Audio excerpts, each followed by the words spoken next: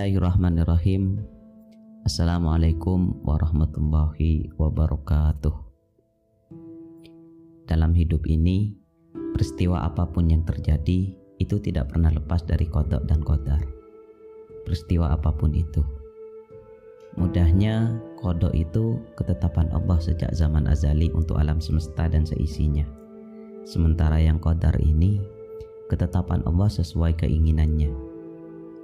Mudahnya lagi begini, qada itu sunnatullah dan qadar adalah qudratullah. Jadi peristiwa apapun yang kita hadapi itu jangan lupa pasti ada unsur qada, ada unsur qadar. Dalam aspek qada ini mungkin kita lebih mengenal dengan sebutan hukum alam. Hukum alam inilah yang dipelajari oleh ilmuwan-ilmuwan, oleh para filsuf, logis dan masuk akal. Misal, kalau kita tidak pernah terkena panas matahari, ya kesehatan kita akan terganggu. Karena secara sunnatullah, secara hukum alam, manusia itu membutuhkan vitamin dari sinar matahari. Ya ini tidak boleh kita tabrak, karena ini juga merupakan ketetapan Allah.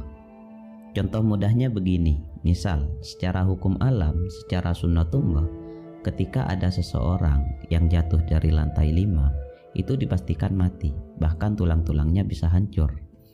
Tapi jangan lupa, ada yang namanya qudratullah, ada kekuasaan Allah, di mana meski ada orang jatuh dari lantai 5, bisa saja tidak mati. Mungkin tiba-tiba ada orang lewat mau jemur kasur, dan akhirnya jatuh ke kasur itu, dan selamat. Ini kan sebuah keajaiban. Nah, momen heran inilah yang dinamakan qudratullah. Allah dengan maha kuasanya main di situ. Makanya kita wajib mengimani qada dan qadar ini. Hidup tidak boleh sembrono. Kalau memang sudah ditakdirkan hidup miskin, ya akan tetap miskin meskipun kerja siang malam. Nah, ini berarti tidak meyakini sunnatullah, tidak memperdulikan hukum sebab akibat, tidak meyakini usaha yang dilakukan, tapi langsung ke qudratullah, yaitu meskipun kerjanya nyantai, kalau ditakdirkan kaya, ya kaya. Nah, ini juga tidak boleh begitu, dua-duanya harus seimbang. Karena gini, kalau qada dan qadar kita tidak seimbang, maka yang akan terjadi kalau hanya sunnatullah yang kita pegang, kemungkinan akan sering putus asa. Misal, pekerjaanku hanya begini, apa ya cukup?